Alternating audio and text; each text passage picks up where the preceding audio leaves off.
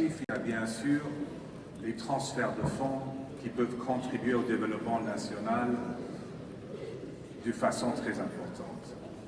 En 2016, les travailleurs migrants ont envoyé 429 milliards de dollars en transfert de fonds dans des pays en voie de développement, et ceci à travers les canaux formels. C'est un montant 3 fois plus grand que l'aide au développement officiel de la même année. D'un autre côté, pour combler le déficit de compétences créé par les 70 000 professionnels hautement qualifiés qui quittent chaque année leur pays d'origine pour aller ailleurs, le coût est estimé à 4 milliards de dollars. Mais quand nous parlons de diaspora, ce n'est pas seulement d'un aspect économique.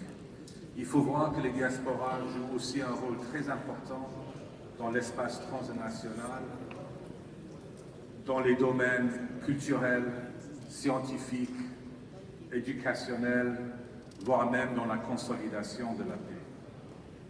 Depuis la première réunion du Forum mondial sur la migration et le développement, tenue en Belgique en juillet 2007, les États membres des Nations Unies reconnaissent de plus en plus les liens importants entre la migration et le développement, et en particulier les avantages substantiels apportés par d'approches toujours plus cohérentes, plus connectées et basées sur des partenariats entre tous les acteurs concernés, le secteur public, le secteur privé, les associations de migrants ou de diaspora, les associations professionnelles, etc.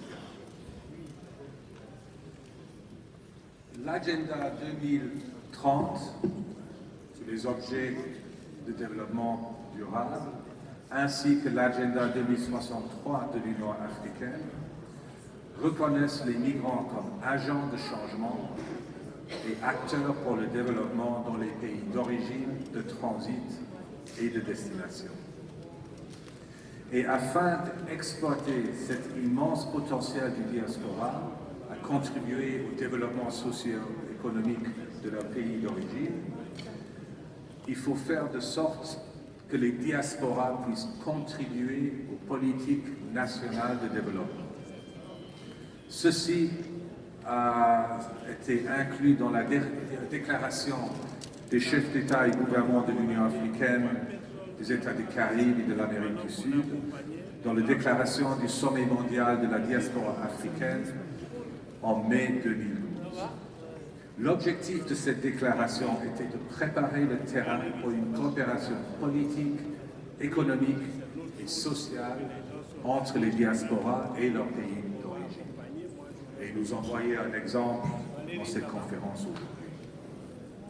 La révision du cadre de la politique migratoire de l'Afrique de l'Union africaine, adoptée en 2017, identifie pour la première fois l'engagement de la diaspora parmi les 8 piliers clés et fait des recommandations dans ce domaine pour être considérées par les États membres de l'Union africaine ainsi que par les communautés économiques régionaux comme par exemple la CEDEAO.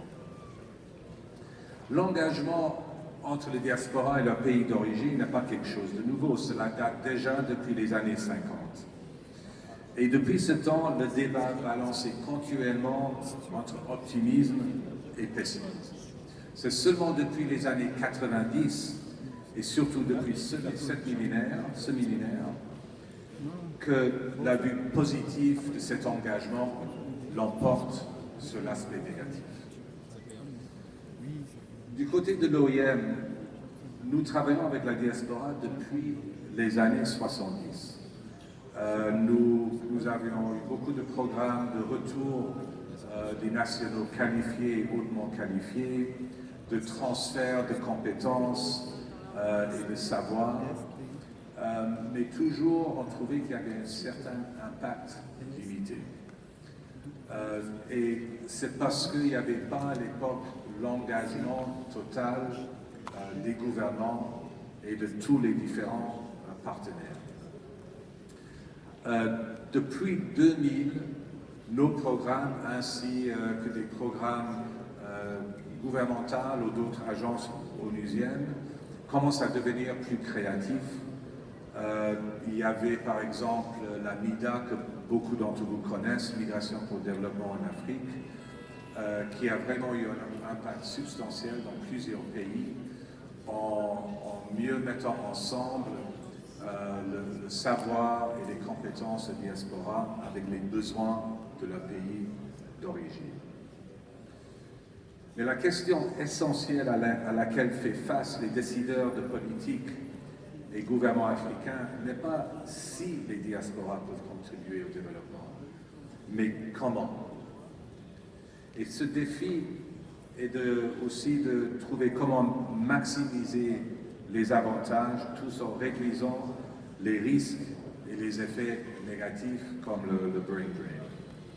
Beaucoup de pays sur le continent souffrent d'une pénurie de ressources humaines qualifiées, créées en part par un départ massif de professionnels et d'universitaires. Et ce mouvement, comme on le sait, peut mener à la détérioration de services sociaux de base, ainsi que de ralentir le développement du secteur privé et augmenter la dépendance des économies africaines sur l'expertise étrangère coûteuse. Et malheureusement, ces membres de la diaspora africaine, ces Africains qui vont à l'étranger, une grande partie de ceux qui gagnent restent à l'étranger. Et pour vous donner un chiffre, on estime que les membres de la diaspora africaine économisent annuellement 53 milliards de dollars, la plupart duquel est investi en dehors du continent. Mais que nous pensons qu'en créant des instruments financiers innovatifs tels les obligations de diaspora, ça pourrait changer le paradigme. Depuis des années, les gouvernements, les banques de développement, l'OIM parmi autres, travaillent sur cette question de mobilisation d'investissement. Et ensemble, nous arriverons, si nous suivons une stratégie de consultation, de partenariat, de mise en place de politiques fiscales attractives et de développer des instruments financiers innovatifs. Mais quels sont les obstacles et les défis qu'il faut surmonter? Alors je citerai parmi d'autres une manque de confiance dans des instituts publics avec les diasporas, une manque de données fiables sur la migration en général et sur les diasporas en particulier, des politiques et des stratégies nationales sur les diasporas qui ne sont pas toujours réalistes et à jour et qui souvent ne sont pas en harmonie avec des cadres et politiques régionaux et continentaux. Et j'ajouterai aussi, il y a un certain manque de clarté sur ce qui constitue la diaspora. Est-ce que nous parlons seulement de première génération, de deuxième génération, de troisième génération, ou même plus loin? Je sais par exemple, je connais un pays dans la région seulement qui définit la diaspora comme allant jusqu'à la troisième génération. Bref, beaucoup de questions se posent. Mais avec l'adoption du pacte mondial sur la migration, c'est vraiment le moment propice d'être créatif et d'explorer de nouvelles idées dans le domaine de migration et développement, et notamment en ce qui concerne les diasporas. Et ces conférences tombent vraiment à point et je ressens une certaine volonté de la part de la Côte d'Ivoire de devenir un champion de bonnes politiques et pratiques dans le domaine de la diaspora. Et la Côte d'Ivoire deviendra seulement champion si, en travaillant avec tous les partenariats, avec tous les partenaires dont j'ai cité avant. Et la présence ici en grand nombre de la diaspora avec les membres du gouvernement aujourd'hui est un exemple de ça.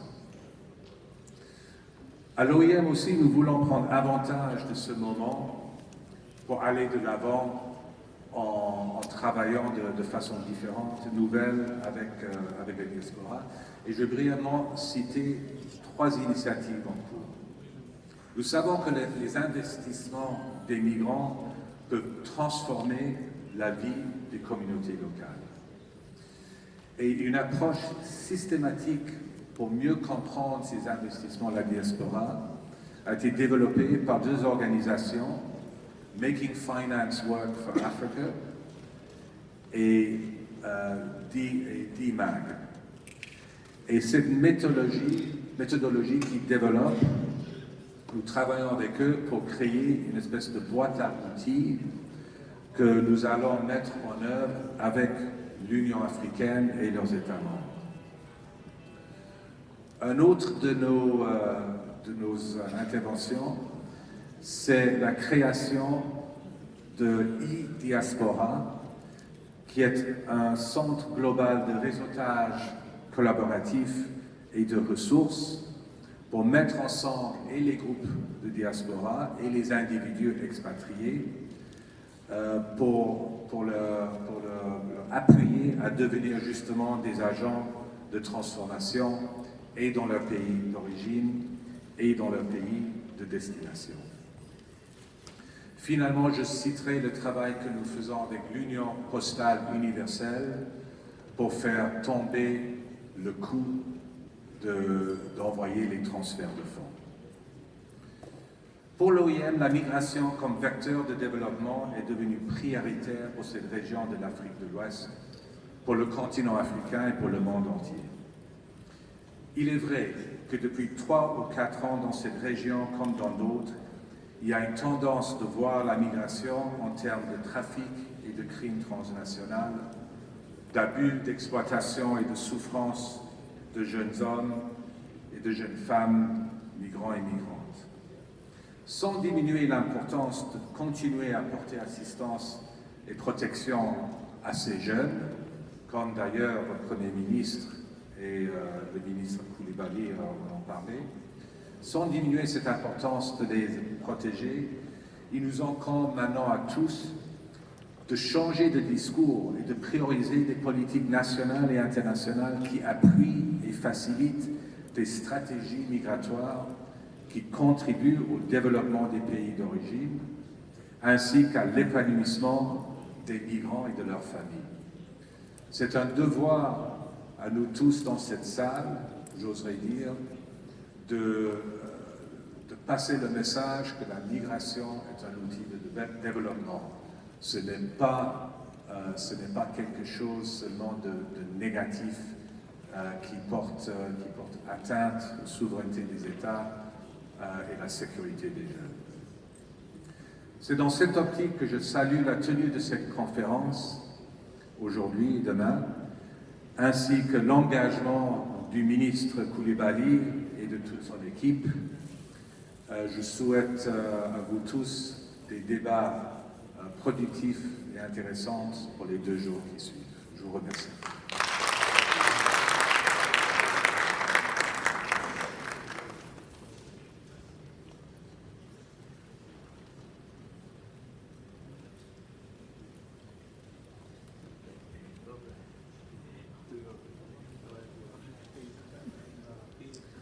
Merci beaucoup à M. Richard Danziger, je vous rappelle directeur régional de l'Organisation internationale de la migration.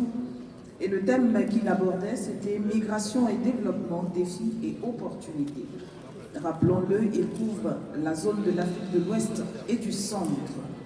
La deuxième conférence que je vous invite à suivre, mais avant, je vais peut-être demander à tous nos participants qui sont sur les sièges rouges d'avancer un peu plus parce que nous avons des sièges qui sont vides par là et d'être ainsi dispersés, ce n'est pas forcément très agréable pour les prises de vue. Merci de votre compréhension. Deuxième conférence, disais-je, c'est sur l'apport de la migration dans le développement et cette conférence va être prononcée par le chef de la division des migrations internationales de l'OCDE, et cela depuis 2011. Il est auteur de nombreuses publications sur les migrations internationales et les diasporas, dont la publication est faite par l'OCDE. Il participe à plusieurs activités d'ici et d'ailleurs, et c'est un plaisir pour nous de recevoir Monsieur Jean-Christophe Dumont.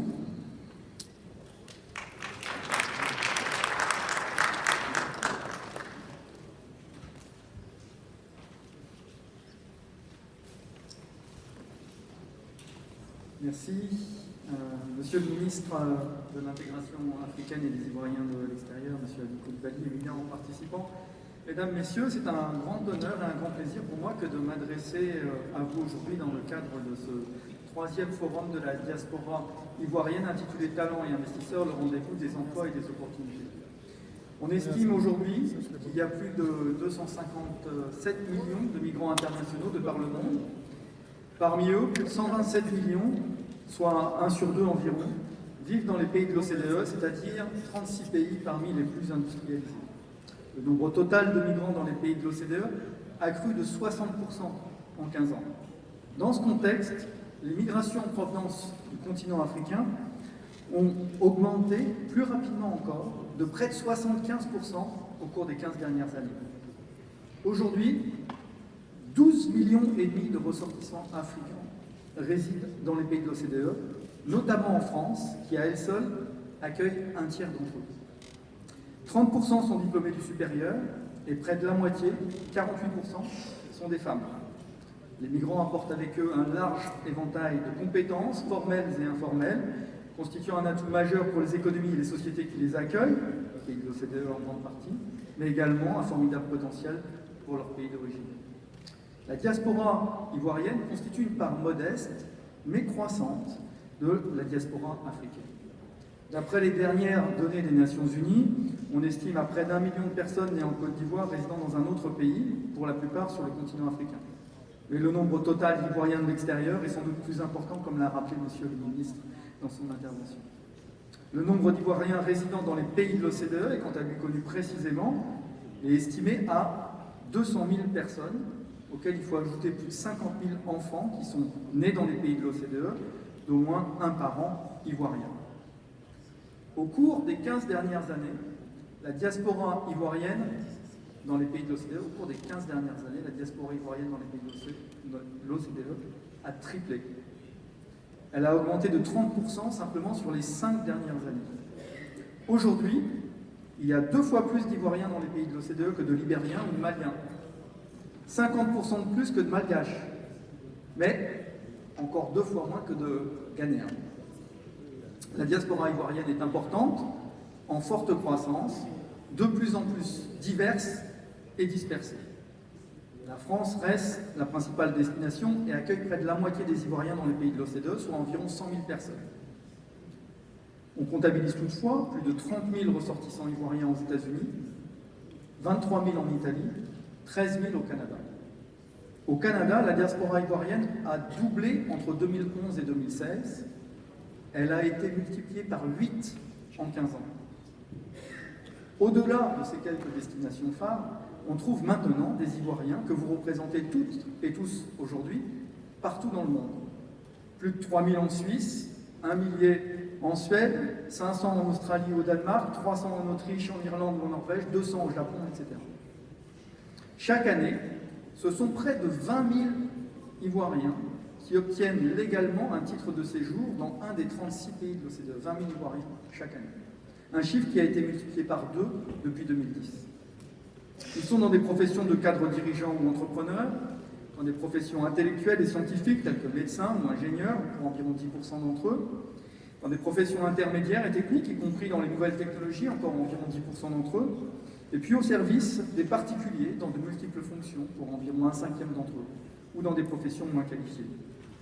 Ils sont étudiants, avec plus de 3300 visas octroyés chaque année dans les pays de l'OCDE.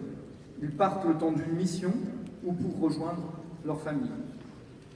La plupart sont susceptibles de revenir en Côte d'Ivoire, même si certains s'installent plus durablement dans leur nouveau pays de résidence. Tous gardent en tout cas des liens forts avec leur pays d'origine et la diaspora ivoirienne constitue aujourd'hui un vivier très important de compétences et un potentiel d'investissement à mobiliser en faveur du développement de la Côte d'Ivoire. Le fort dynamisme de la diaspora ivoirienne, tel que je viens de le présenter, ne doit pas surprendre. Il reflète l'insertion du pays dans l'économie mondiale, la reconnaissance de la qualité du système éducatif ivoirien au plus haut niveau et fait plus largement écho au développement économique rapide du pays ces dernières années. Selon l'édition 2019 des perspectives économiques en Afrique de la Banque africaine de développement, la croissance du PIB réel a atteint près de 7,5% en 2018, soutenue par une demande extérieure de produits agricoles et pétroliers et par une demande intérieure accrue résultant de grands projets d'investissement et de la consommation des ménages. Dans les années à venir, les perspectives économiques demeurent très favorables, avec une croissance du PIB attendue de 7% en 2019 et en 2020. Autant vous dire que de nombreux pays de l'OCDE souhaiteraient avoir de telles perspectives de croissance économique. Le rapport stipule par ailleurs que l'investissement a également amélioré la qualité de l'accès à l'éducation de base et aux services de santé, mais que la réduction de la pauvreté et des inégalités reste un défi. Or, il est bien connu qu'avec le développement vient la migration. Les dernières données sur les intentions d'immigrer confirment en effet les tendances récemment observées. Selon la dernière enquête Gallup, en 2018, 40% des Ivoiriens seraient prêts à immigrer s'ils en avaient la possibilité. C'est 10 points de pourcentage de plus que l'ensemble du continent africain. Au cours des 10 dernières années, c'est pour les femmes que ce chiffre a le plus augmenté, de 14 points de pourcentage, alors qu'il a plutôt diminué pour les jeunes. Les politiques publiques doivent à la fois mieux cerner ces aspirations et surtout les accompagner pour que l'expérience migratoire ne soit premièrement pas la seule option et deuxièmement qu'elle soit réussie de manière à permettre la valorisation des compétences des migrants. Une meilleure intégration des migrants dans leur pays de résidence constitue en effet une condition sine qua non pour que la diaspora puisse jouer un rôle positif dans la création d'emplois en Côte d'Ivoire, qu'elle contribue à l'émergence d'un réseau de petites et moyennes entreprises, à la promotion du commerce et de la culture, ainsi qu'au transfert de la technologie, des connaissances et d'expertise. Aujourd'hui, dans les pays de l'OCDE, près de 2 ressortissants ivoiriens sur 3 sont employés, contre à peine plus de 50% pour les ressortissants africains dans les pays de l'OCDE et pour le reste des migrants. C'est aux États-Unis que le taux d'emploi des Ivoiriens est le plus élevé, environ 71%, suivi de la Suisse et du Canada. C'est en revanche en Belgique que les difficultés sont les plus importantes, avec seulement 40% des Ivoiriens qui sont employés. Nombre de ceux qui ont un emploi rencontrent toutefois des difficultés pour faire valoir leurs compétences dans leur pays de résidence à leur juste valeur et peuvent être cantonnés dans des fonctions moins qualifiées. En moyenne, dans les pays de l'OCDE, c'est près d'un immigré diplômé du supérieur sur 2 qui est soit inactif, soit chômeur, soit surqualifié pour l'emploi qu'il ou elle occupe. Nous devons faire beaucoup mieux collectivement dans ce domaine. Monsieur le ministre, la diaspora ivoirienne a besoin de votre appui pour réaliser son plein potentiel. La politique nationale de gestion de la diaspora ivoirienne que vous mettez en place et qui nous sera présentée plus en détail cet après-midi comprend un volet fondamental concernant la valorisation du capital humain et économique des IRE. Cet axe consiste à améliorer la base de connaissances d'une population dont le profil et les aspirations changent en continu, à appuyer la structuration des réseaux de compétences des IRE, à valoriser leurs compétences et à faciliter les transferts financiers et d'investissement. L'OCDE s'apprête d'ailleurs à travailler avec la Direction générale des Ivoiriens de l'extérieur pour une étude détaillée de la diaspora ivoirienne dans le cadre d'un projet de coopération sud-sud. Tous ces points sont très importants et requièrent de maintenir un lien étroit avec la diaspora au travers des services consulaires efficaces et à l'écoute, de réseaux de communication spécifiques tels que ce forum dont le succès démontre la nécessité. Un autre axe de la politique nationale que vous mettez en œuvre, tout aussi fondamental, concerne l'amélioration des conditions de vie des IRE. Il s'agit là d'assurer une meilleure protection sociale, notamment. Dans cette perspective, il conviendrait, si vous me permettez, également de renforcer le dialogue bilatéral avec les autorités des principaux pays de résidence, afin de lever les obstacles à l'accès à l'emploi, par exemple en facilitant la reconnaissance des qualifications acquises ici, en Côte d'Ivoire. Plus généralement, la mobilisation des ressources des IRE nécessite d'identifier et de réduire les obstacles au retour, dont le but de favoriser la mobilité. Ces obstacles peuvent prendre différentes formes. Par exemple, il peut s'agir de l'éducation des enfants antérieurement scolarisés dans d'autres systèmes éducatifs. Par exemple, ces obstacles peuvent être liés à des questions fiscales ou à l'obtention d'un visa pour les conjoints de ressortissants ivoiriens qui souhaiteraient revenir au pays. Il peut s'agir de manque d'informations sur les opportunités d'emploi en Côte d'Ivoire et l'accès aux postes de la fonction publique, ou même à la reconnaissance de certains diplômes qui auraient été acquis à l'étranger pour des personnes de retour en Côte d'Ivoire. Pour autant, tous les membres de la diaspora ne sont pas prêts à... Pour autant, tous les membres de la diaspora, même s'ils sont prêts à apporter leur contribution, ne souhaitent pas nécessairement se réinstaller en Côte d'Ivoire. Trop longtemps, trop souvent, l'analyse de l'impact économique de la diaspora a été centrée, voire réduite, à la question des migrations de retour. La problématique du transfert des compétences doit favoriser de nouvelles approches, utilisant au mieux les nouvelles technologies qui permettront de mobiliser l'ensemble des composantes de la diaspora, y compris celles durablement installées à l'étranger. Pour ce faire, un accès à l'information transparent sur les opportunités d'investissement en Côte d'Ivoire est nécessaire. La simplification des démarches administratives est également un aspect important. La création d'un guichet d'entreprise avec le Centre de promotion des investissements en Côte d'Ivoire constitue dans ce domaine une avancée majeure. Je pense qu'il y aura un intervenant qui précisera ce centre demain, qui doit toutefois s'accompagner d'un dispositif d'appui et d'une ouverture du secteur bancaire au projet des IRE. Comme l'a si bien montré le film que vous avez projeté ce matin, Monsieur le Ministre, les conditions d'accès des Ivoiriens résidant à l'étranger aux financements locaux fait, il est vrai, encore trop souvent obstacle à leur projet de développement économique ici, en Côte d'Ivoire. Enfin, les étudiants ivoiriens fraîchement diplômés de l'étranger peuvent aussi soutenir la croissance de la Côte d'Ivoire dans une économie du savoir de plus en plus compétitive au niveau mondial. Il convient de les informer des besoins de compétences et des perspectives de carrière dans le pays. La nouvelle loi française, entrée en vigueur en janvier 2019, permet aux étrangers diplômés en France de revenir pendant 4 ans dans leur pays d'origine sans perdre la possibilité d'obtenir ultérieurement un permis de travail en France. Ce dispositif doit être mieux connu. Cette flexibilité offre une opportunité unique sur laquelle votre plan national peut s'appuyer. Monsieur le ministre, éminent participant, comme vous le savez parfaitement, rien de tout cela ne sera possible sans l'implication à part entière des employeurs et des acteurs financiers ivoiriens. On peut ici que se féliciter de la thématique que vous avez retenue pour ce 3e forum de la diaspora, le rendez-vous de l'emploi et des opportunités, qui est des plus pertinentes. Nul doute que ce rendez-vous constituera une étape clé pour la mobilisation des forces vives de la diaspora ivoirienne, nombreuses, diverses et talentueuses, au service du développement économique et social durable de la Côte d'Ivoire. Je vous remercie pour votre attention.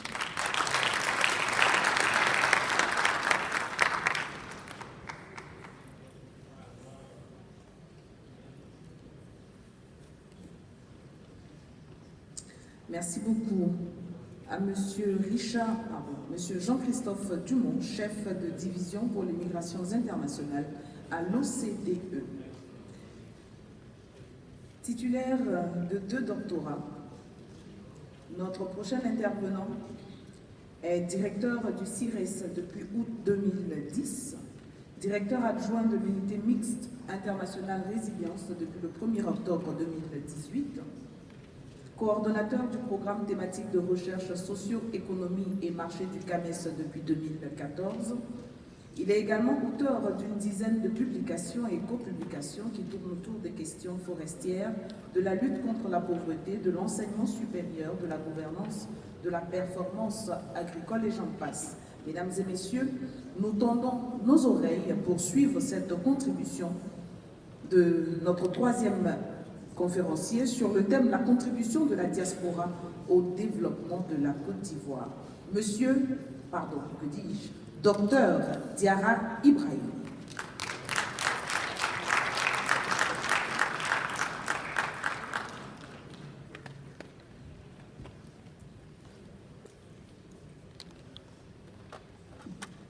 Merci, Monsieur le ministre de l'Intégration africaine et des Ivoiriens de l'extérieur.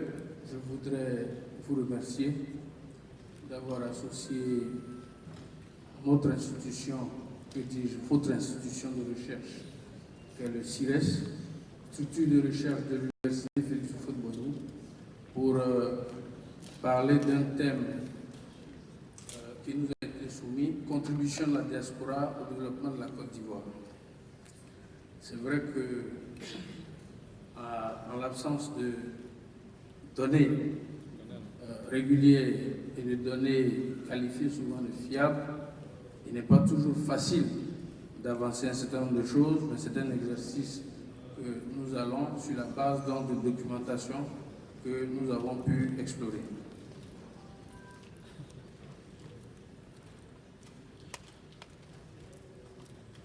Merci. Alors, dans la présentation, nous allons présenter donc un contexte général qui indique donc que selon le rapport 2019 de l'Institut Afrobaromètre, la recherche de travail à hauteur de 44% et le désir d'échapper à la pauvreté restent des éléments qui justifient pourquoi les Africains vont à l'extérieur. Donc pourquoi? Pour expliquer donc les migrations. Alors plus de 70% des migrants africains au sud du Sahara restent dans le continent africain. Je pense que c'est important que ce soit dit, parce qu'on a tendance à dire que la migration, on parle plus de la migration qui se fait dans les pays de l'OCDE, ou on va dire au-delà donc de l'Afrique. Donc, et ça, nous le sortons donc du rapport Mo Ibrahim Forum Report de 2019, ce qui donc montre les migrations, que les migrations sont intra-africaines, en tout cas en majorité. En 2017, l'Union européenne a accueilli 9,1 millions de migrants africains et 4 millions provenaient donc de l'Afrique subsaharienne. Et la destination, et cela a été déjà dit, la destination la plus prisée, en tout cas hors d'Afrique, c'est la France. Alors, quelle est la caractéristique de la diaspora ivoirienne? Alors, vous constatez qu'au niveau géographique, la répartition géographique, nous avons 29,81% qui sont en France. Après, nous avons l'Italie, 9,31%.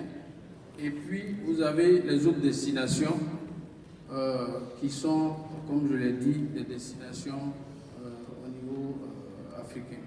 Et ça, nous avons ce tableau-là par rapport à l'étude réalisée par le CIRES en 2011 avec l'appui donc du Centre de recherche pour le développement international du Canada.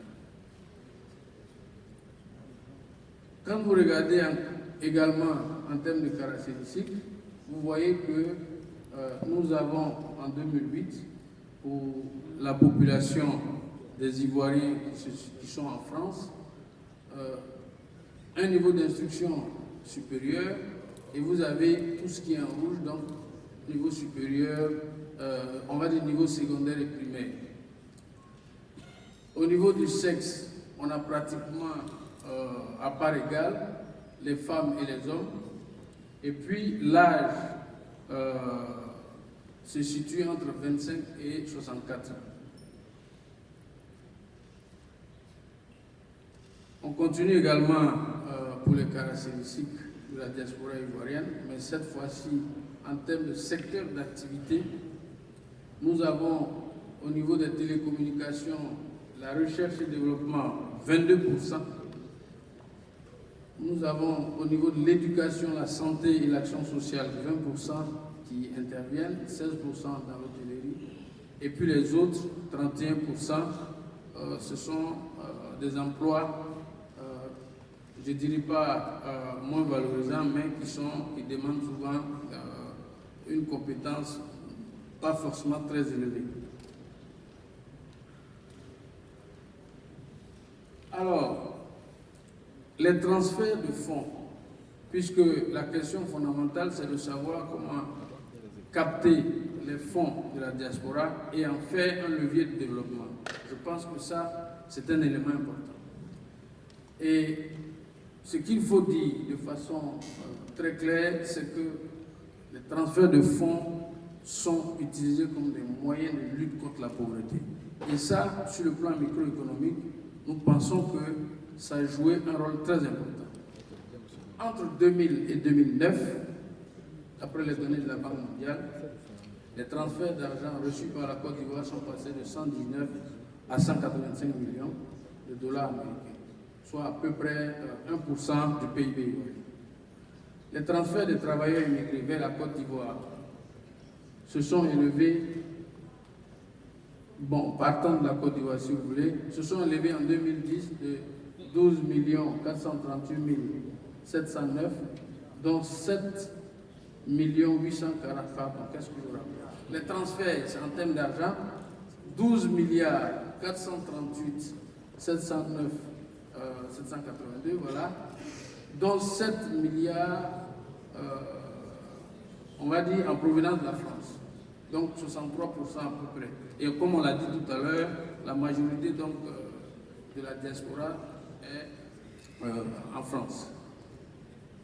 Selon l'étude menée par le CIRES en 2011-2012, les transferts d'argent reçus par les ménages vont servir généralement à l'achat de biens de consommation courante, à la scolarisation, à la santé et une partie à l'immobilier.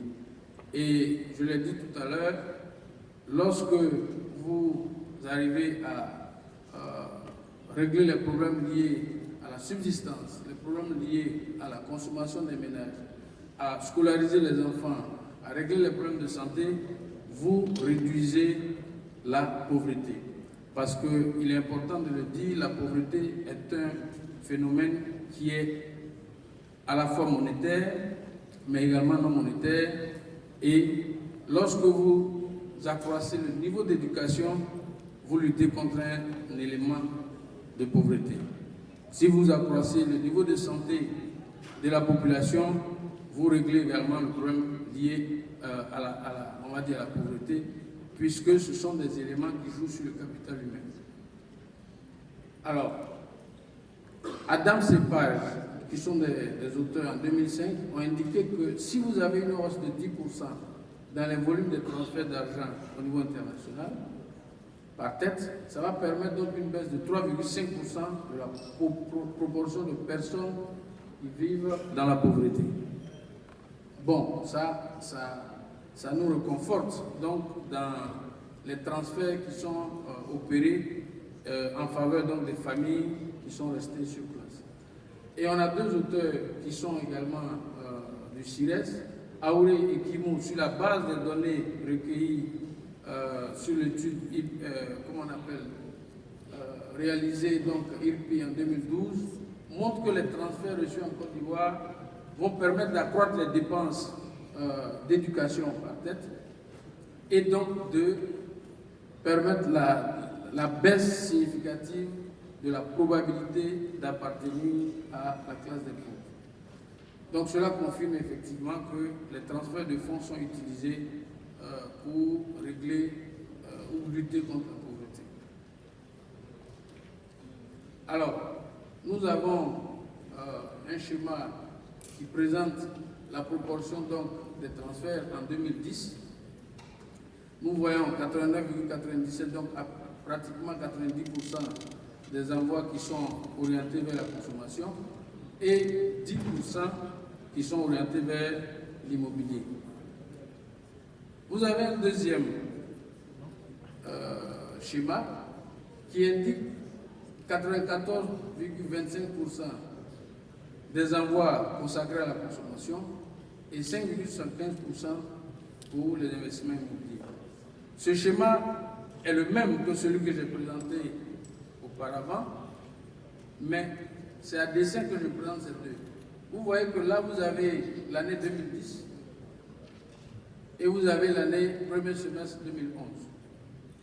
Et vous vous souvenez que dans la crise post-électorale, effectivement, les envois ont beaucoup plus insisté sur régler le quotidien des populations. Donc, c'était orienté vers la consommation des ménages plutôt que orienté vers les investissements dans l'immobilier. C'est vraiment un résultat assez intéressant pour montrer effectivement comment les transferts de fonds, en tout cas de la diaspora, vers les familles réduisent la pauvreté des ménages.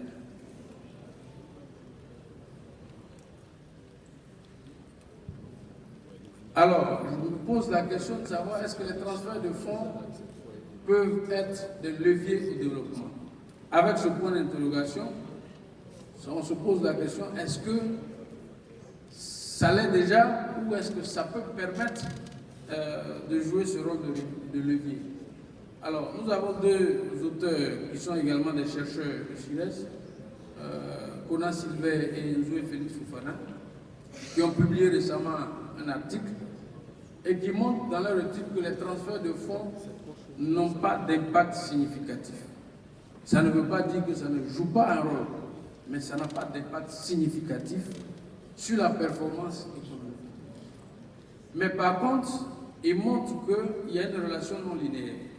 Dans leur modèle, effectivement, ils vont mettre les transferts de fonds, mais ils vont utiliser également ce qu'ils appellent le carré de transfert de fonds pour traduire l'existence d'un seuil à partir duquel les transferts de fonds peuvent impacter le développement. Et ces auteurs-là vont trouver le seuil de 1,068% du PIB.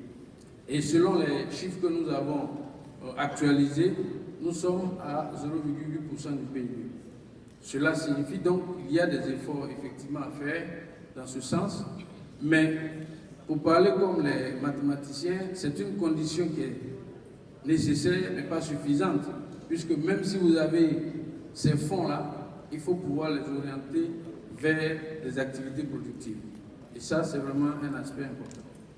Donc, en termes de valeur, quelle constitue ces 1,068% du PIB? Ça correspond à 391,560 millions de dollars. Alors, nous avons essayé de faire la conversion en prenant 500 le dollar, mais c'est clair que ça peut fluctuer selon le dollar, le coût du dollar, donc un peu plus de 195 milliards de francs CFA. Ceci est un résultat important pour dire effectivement qu'il faut faire en sorte de mobiliser plus de ressources, mais surtout faire en sorte que les transferts ou les fonds collectés auprès de la diaspora soient des fonds en termes de part qui augmentent. Parce que vous pouvez avoir une augmentation des fonds, mais vous pouvez avoir également une augmentation du PIB. Donc ce qu'on souhaiterait, c'est vraiment avoir une augmentation substantielle. Alors au niveau des ressources humaines, ça a été déjà indiqué. Nous savons que la théorie économique montre à quel point le capital humain, de façon générale, et l'éducation formelle peuvent jouer comme élément ou vecteur de croissance économique durable. Alors, le retour des étudiants ivoiriens après leurs études à l'étranger et ceux qui vont pour des formations ou en stage ont pour conséquence le transfert de compétences dans nos pays, du fait de leur expérience acquise dans ces pays-là, qui ont un niveau de développement jugé supérieur. Donc ce transfert de compétences peut avoir un impact et comme cela a été dit par son Excellence le Premier ministre, il y a l'insertion donc de beaucoup de personnes de la diaspora dans le tissu économique mais également dans les sphères de décision. Le constat aussi qu'il faut faire, c'est que les crises successives et l'instabilité sociopolitique que le pays a pu connaître ont quelque peu inversé la tendance. Parce qu'effectivement, quand vous voyez un peu les statistiques, les Ivoiriens allaient à l'extérieur, c'était souvent pour des vacances, pour des études, mais dès qu'ils finissaient, ils revenaient. Mais compte tenu des crises et des instabilités constatées, beaucoup ont préféré rester, en tout cas sur place, et donc monnayer leur talent plutôt à l'extérieur. Et je pense que la politique qui est mise en place en faveur du retour de ces talents-là est à saluer. Et selon les estimations basées sur les recensements de la période 95-2005, quoique pas actualisée, mais au moins ça nous donne une idée, on a 284 médecins qui sont allés à l'extérieur, ce qui correspond à un taux d'immigration de 14% des médecins ivoiriens, selon l'étude menée par Clemens et Peterson en 2007. Alors, ayant dit tout cela, qu'est-ce que nous pouvons retenir? Dire simplement que très peu d'études, mais des études ont montré que la contribution de la diaspora dans le développement de leur pays d'origine était positive et significative. Si vous prenez l'exemple du Mexique, où c'est des pays qui rapatrient des fonds importants et qui permettent donc de développer des activités économiques au sein de leur pays. En Côte d'Ivoire, les transferts de fonds ont un impact au niveau microéconomique puisque ça aide donc à lutter contre la pauvreté des ménages, mais c'est malheureusement au niveau macroéconomique que cet impact n'est pas perceptible.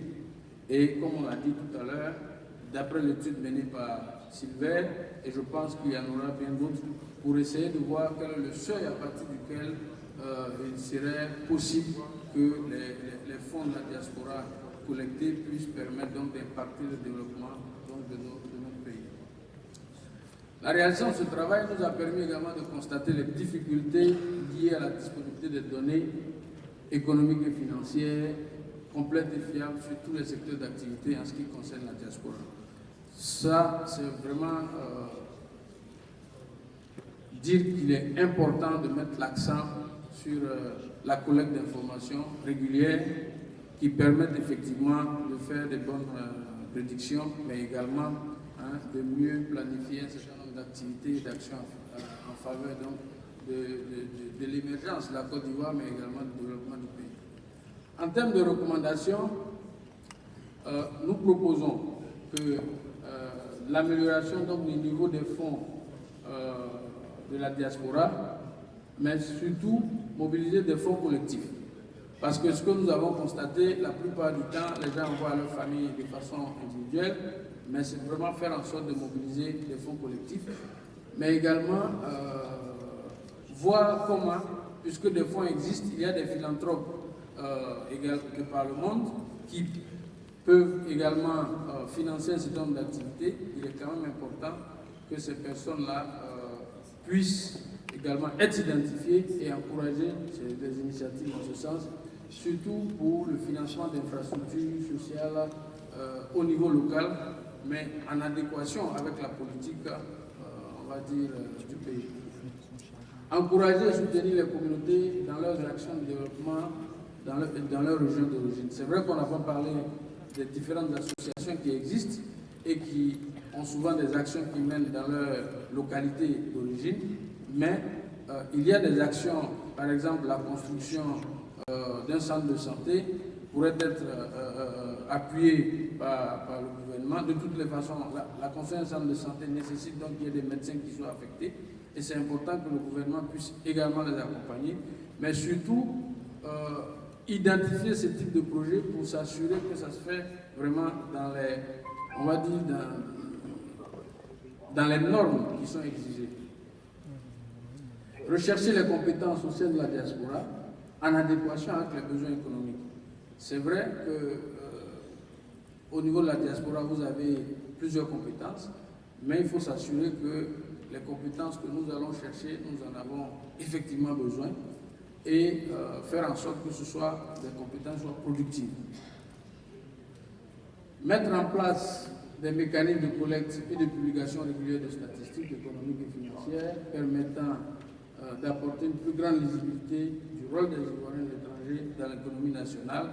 Et je pense que c'est des actions qui sont déjà en train d'être mises en place, que nous voudrions saluer, et indiquer que tout cela ne pourra se faire que si des approches qui consistent effectivement à intégrer la diaspora dans l'élaboration des politiques, mais également dans la mise en œuvre, si la diaspora est impliquée et suffisamment renseignée, informée sur ces questions, je pense que cette diaspora-là pourra aider à contribuer donc, au développement de la Côte d'Ivoire. Voilà, Monsieur le ministre de l'Intégration africaine et des Ivoiriens de l'extérieur, chers membres de l'assistance. Merci de votre attention. Voilà ce que je voudrais partager avec vous. Merci.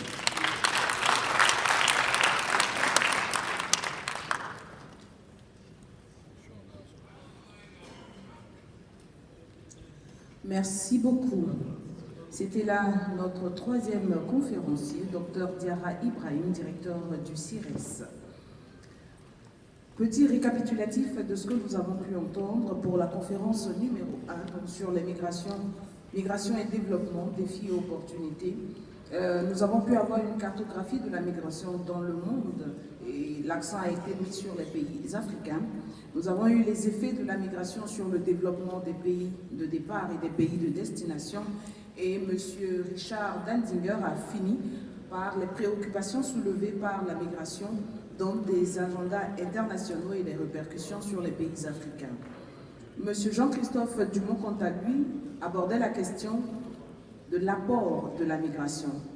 Il est donc revenu sur les opportunités offertes par la migration, notamment les transferts de fonds, la technologie, les talents de la diaspora, les mécanismes développés par les pays en développement pour profiter de ces opportunités et enfin la capitalisation des meilleures pratiques en matière de contribution de la diaspora au développement à travers le monde. Cette troisième conférence à laquelle nous avons assisté avait pour thème la contribution de la diaspora au développement de la Côte d'Ivoire et il était question donc de décrire la diaspora ivoirienne dans un premier temps, les transferts de fonds et les ressources humaines mobilisées par la diaspora pour le développement et enfin l'implication de la diaspora dans le développement des régions d'origine. Je souhaiterais, si vous le permettez, que l'on puisse applaudir nos trois conférenciers pour toutes ces informations. Nous allons finir notre cérémonie officielle pour cette matinée avant la reprise des travaux après le déjeuner par cette communication qui est en fait une présentation. Il vous a été dit dans les propos de Monsieur le ministre de l'intégration africaine et des Ivoiriens de l'extérieur qu'un événement, qu'une exposition serait proposée et cette exposition est intitulée « Si loin, si proche ». Regard donc sur les créateurs de la diaspora et ce regard est porté par un éminent critique d'art reconnu de façon internationale. Entre autres fonctions, nous lui connaissons celle de directeur général du MASA, mais surtout de premier responsable de la galerie d'art, la Rotonde des Arts Contemporains. Mesdames et messieurs, saluons comme il se doit notre professeur Yacouba Konati.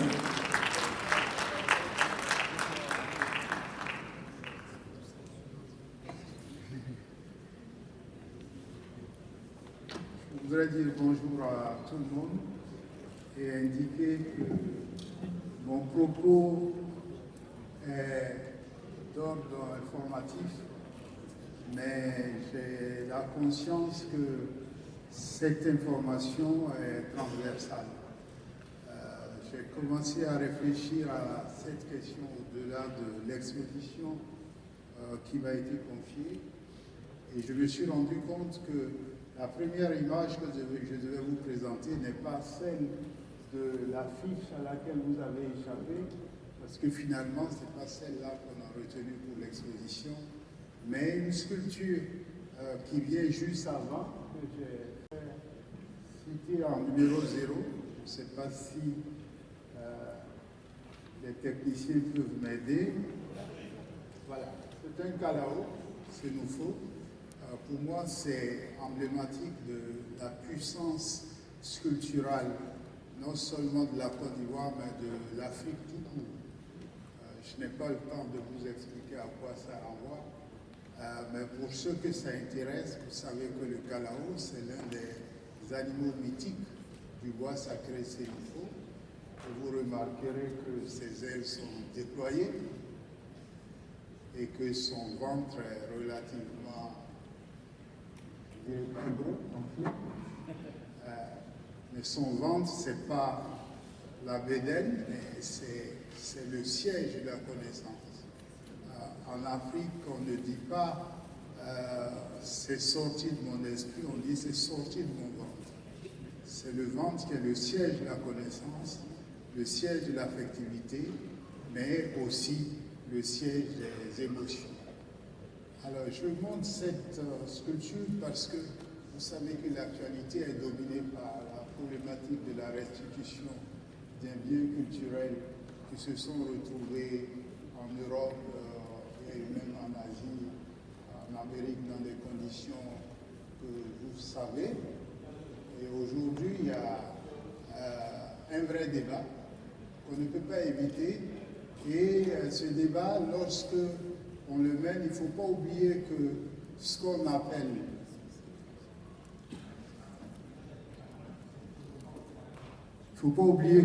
appelle le patrimoine, ce pourquoi nous nous battons aujourd'hui, le patrimoine ivoirien est estimé par le ministre Bandama à 6 000 milliards de dollars. Le patrimoine, la valeur des œuvres que nous avons en dépôt seulement en France, on est de l'ordre de 6 000 milliards de dollars. Et il ne faut pas oublier que l'art contemporain d'aujourd'hui, c'est le patrimoine de demain.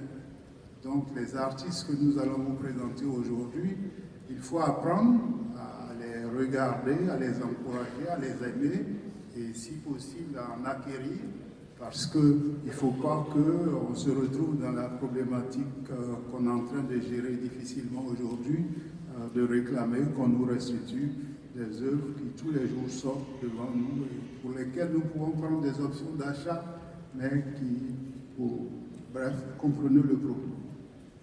Alors, je passe à la suivante.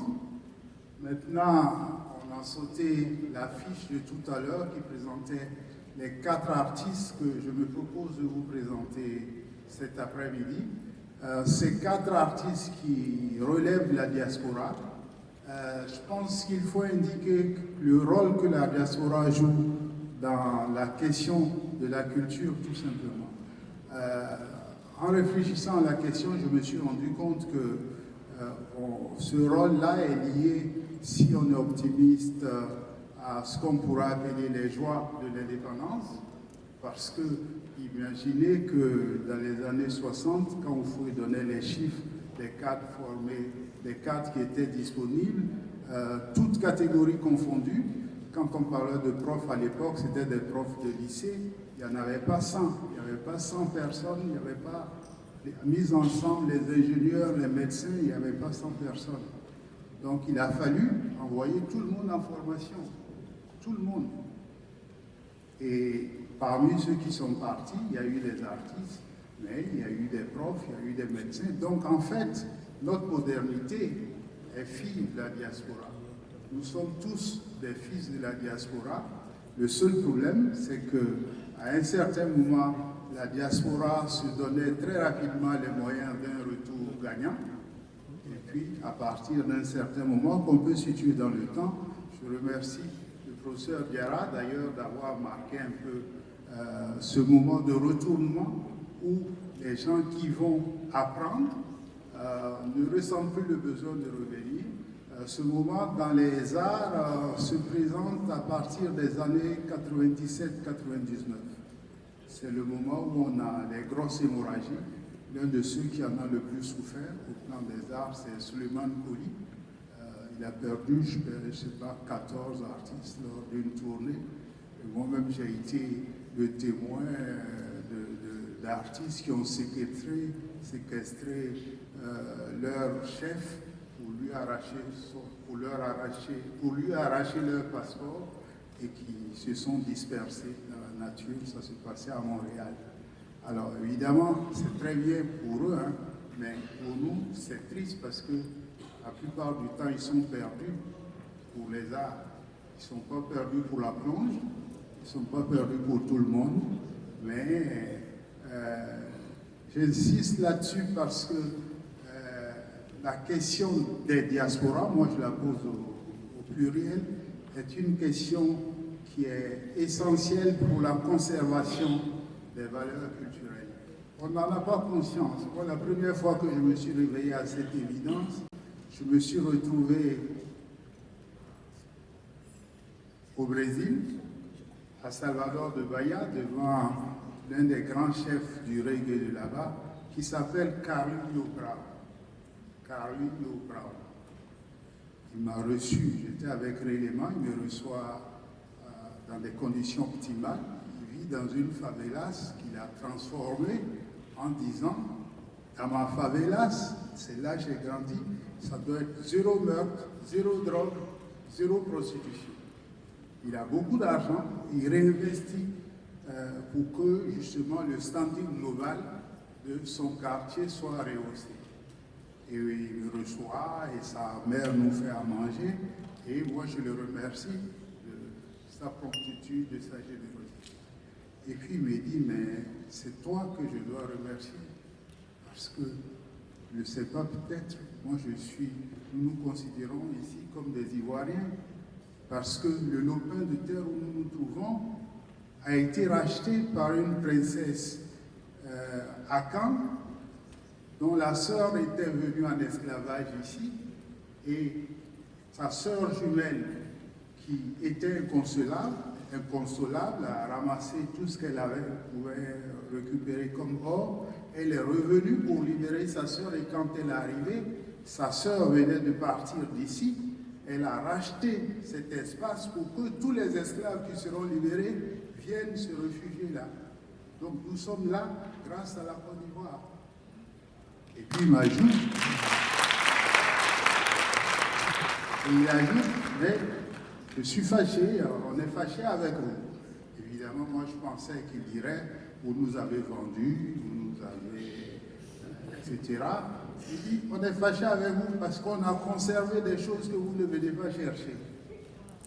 Nous savons parler des langues à Caen que vous ne connaissez plus. Nous avons des cultures matérielles. Nous avons un rapport au manioc que vous ne connaissez plus. Et vous ne venez pas chercher. Alors, j'insiste là-dessus parce que dans la problématique des départs, parfois on donne mauvaise conscience à ceux qui sont partis. Surtout pendant la crise, vous savez, on te dit un jour, tel type est parti, il avait peur, il pensait qu'il est parti. Tu réfléchis, tu rigoles, tu dis, mais lui, qui le calculait, qu'est-ce qu'il a fait, qu'est-ce qu'il a pris comme risque? Il est parti, il est dans les avions des Français, mais ça n'a pas de sens. Mais premièrement, on ne peut pas mesurer le seuil de tolérance des gens. À partir de quel moment tu estimes que tu es en sécurité? Pour toi, c'est peut-être qu'il faut que 10 gendarmes viennent te secouer, mais il y a certains, dès qu'ils voient...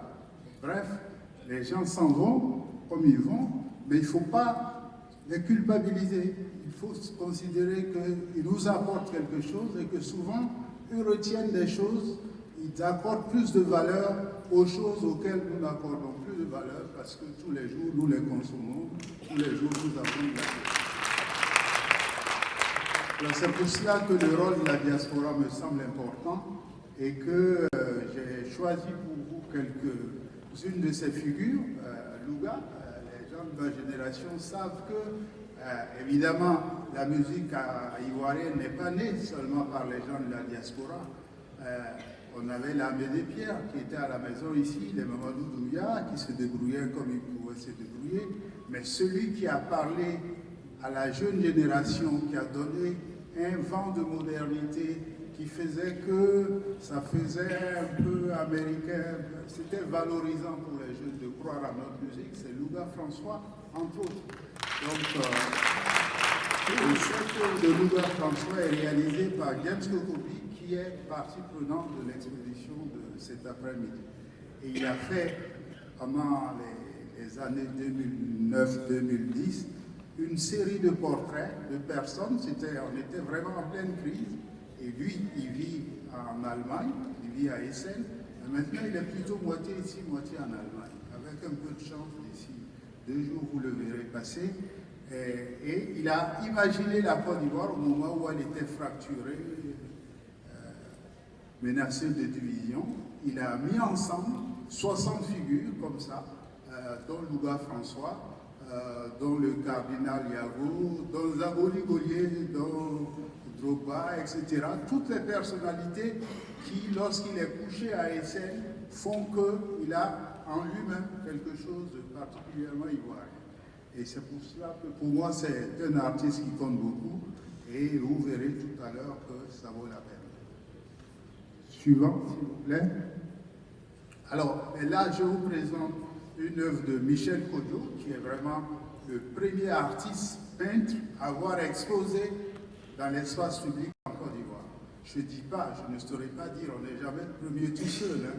Vous savez, les questions d'origine, de début, il faut toujours les régler à plusieurs, sinon vous ne finirez jamais d'arbitrer. Mais il est l'un des premiers à avoir exposé dans l'espace public de Côte d'Ivoire et c'est l'un des pères fondateurs. On a la chance qu'il est là, il est en bonne santé et il communique, c'est quelqu'un dont on peut encore acheter des œuvres, je vous invite. Voilà. Alors, la suivante. Alors, Michel Codiot exposé avec quelqu'un qui s'appelait Christian Latier, sur lequel j'ai commis un ouvrage qui s'appelle Christian Latier, le sculpteur aux mains nues. Et lui, il est né en 1925, il est mort en 1978. Il est parti en France, son père, c'était un copain de l'école de médecine d'Oufoué-Boigny, le docteur Étienne Latier. Et on l'envoie en France. Au départ, il devait faire pépiniériste, et puis il se recycle dans l'art. Et ce qui est intéressant dans sa démarche, c'est qu'il comprend que ce n'est plus possible de faire du faire comme si on était au temps de l'art nègre. Donc surtout, c'était ça sa principale expression, surtout de plus refaire du nègre. À partir de ce moment, il initie un matériau complètement nouveau qu'il retravaille, il invente sa technique sculpturale et puis il acquiert le prix de restauration des cathédrales en France. À l'époque, c'est la première fois qu'un nègre arrivait à avoir ce grade. Et puis, quand il rentre en Côte d'Ivoire, j'ai oublié de vous dire que je parlais tout à l'heure de toutes ces élites qu'on a été formées. Mais il faut savoir, et ça c'est en travaillant sur Christian Latier, que Fax Clark, que j'ai eu la chance de rencontrer, m'a raconté l'histoire suivante. Et il m'a dit qu'au début des années 60, Oufoué-Boigny est passé dans toutes les radios en France, en Belgique, pour demander à tous les cadres qui étaient là de rentrer en Côte d'Ivoire, qu'il avait du travail pour tout le monde. Et donc ils sont rentrés, Christian Latier, Fax Clark font partie de ceux qui sont rentrés pour construire la nouvelle Côte d'Ivoire. Et il a eu quelques succès, il avait des œuvres un peu dans l'espace public, mais ma grande douleur, c'est qu'il avait une grande œuvre qui était à l'aéroport d'Abidjan, devant le salon, je dis salon, il en avait dans le salon, ils ont tout cassé, cassé tout le salon, massacré tout le salon, avec toutes les œuvres qu'il avait là-bas. Et comme ça ne suffisait pas, il avait également une grande pièce qui s'appelait Les Trois âges de la Côte d'Ivoire, qui était devant le comptoir d'enregistrement. Les gens qui ont reconstruit l'aéroport en 2000 ont pris cette œuvre. Ils ont complètement détruite.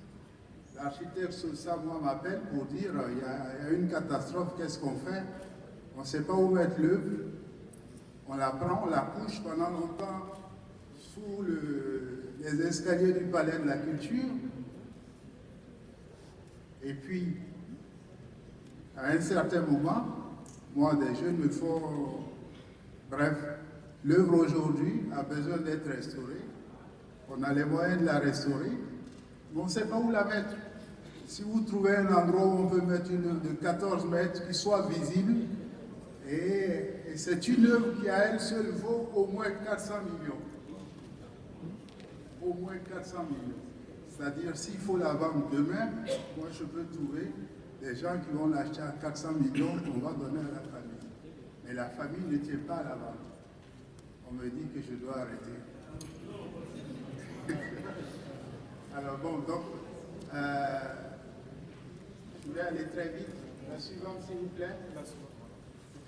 Je rentre dans la préparation, je suis désolé. Alors, ça c'est Ouattara. Ouattara qui est Christian Latier, historiquement c'est le plus important. Mais au plan du contemporain d'aujourd'hui, notre locomotive, vraiment en chef, c'est Ouattara Watt, qui expose en ce mois en France. C'est hier soir qu'il m'a envoyé ces images. Et on va le montrer également. Mais il fait partie de lui aussi, son histoire, c'est un conte de fées.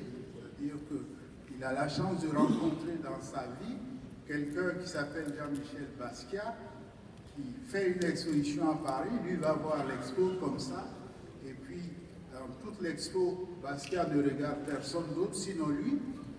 À la fin, il lui demande « Qu'est-ce que tu fais ?» Il dit « Je suis peintre ». Ils abandonnent tout le monde, ils vont voir son tableau et en ce moment, lui s'installe à New York avec Jean-Michel Basquiat. Quand je dis Jean-Michel Basquiat, il faut comprendre qu'un tableau de Jean-Michel Basquiat aujourd'hui, c'est pas moins de 3-4 milliards de CFA. Alors Ouattara n'est pas encore à 3-4 milliards, il faut encore acheter, je vous en prie.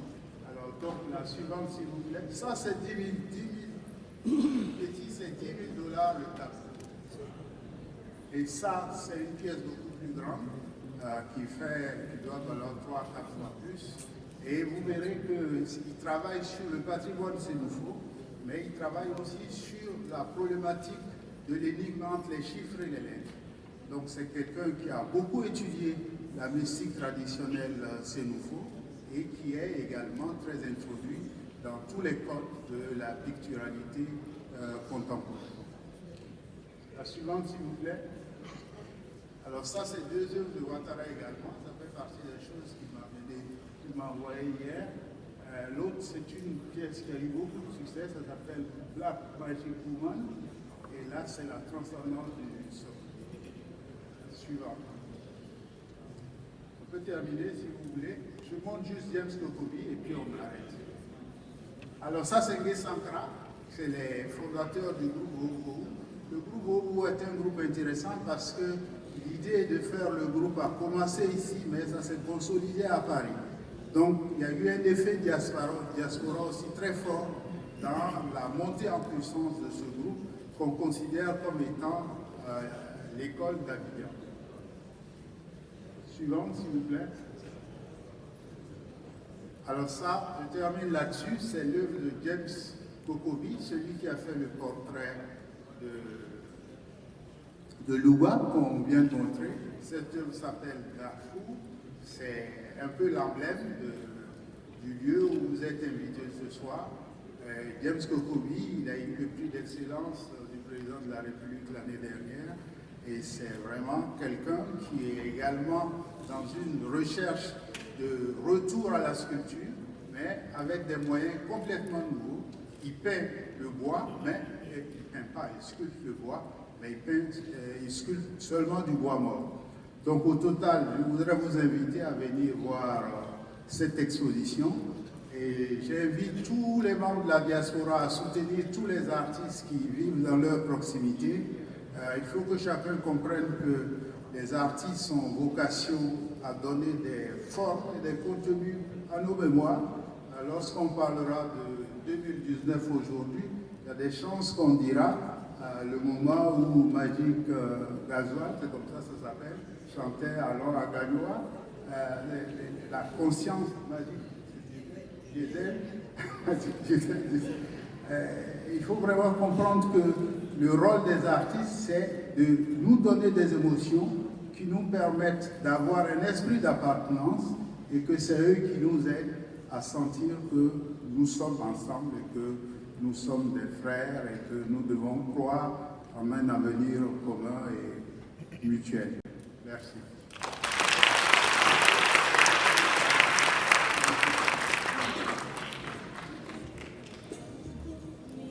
J'ai envie de dire « Ah, passion quand tu nous tiens ». Merci beaucoup au professeur Yacouba Konaté. Il nous invite donc ce soir dès 18h30 à la Rotonde des Arts. C'est au plateau. Pour qui connaît la galerie Noura Hayat, c'est très facile à trouver et vous y donc verrez cette exposition de créateurs de la diaspora. 2 grands panels au total. Le premier, ce sera dès 14h, c'est-à-dire cet après-midi, et il portera sur... permettez-moi de retrouver mes... Voilà. Donc le premier grand panel, les opportunités d'investissement en Côte d'Ivoire pour la diaspora, qui s'étendra sur 2 journées, aujourd'hui et demain après-midi, demain en fin de matinée, pardon, vous aurez le deuxième grand panel sur le thème « Quel talent et emploi pour valoriser les compétences de la diaspora ivoirienne ».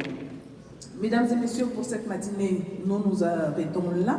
Mais avant de mettre le point final, permettez-moi d'inviter Madame le chef de cabinet, Madame Ouattara épouse Koulibaly, afin d'avoir les dispositions pratiques pour le déjeuner. Je vous prie de nous rejoindre pour donner toutes les informations aux participants. Ce sont des applaudissements de personnes... Ah, merci beaucoup.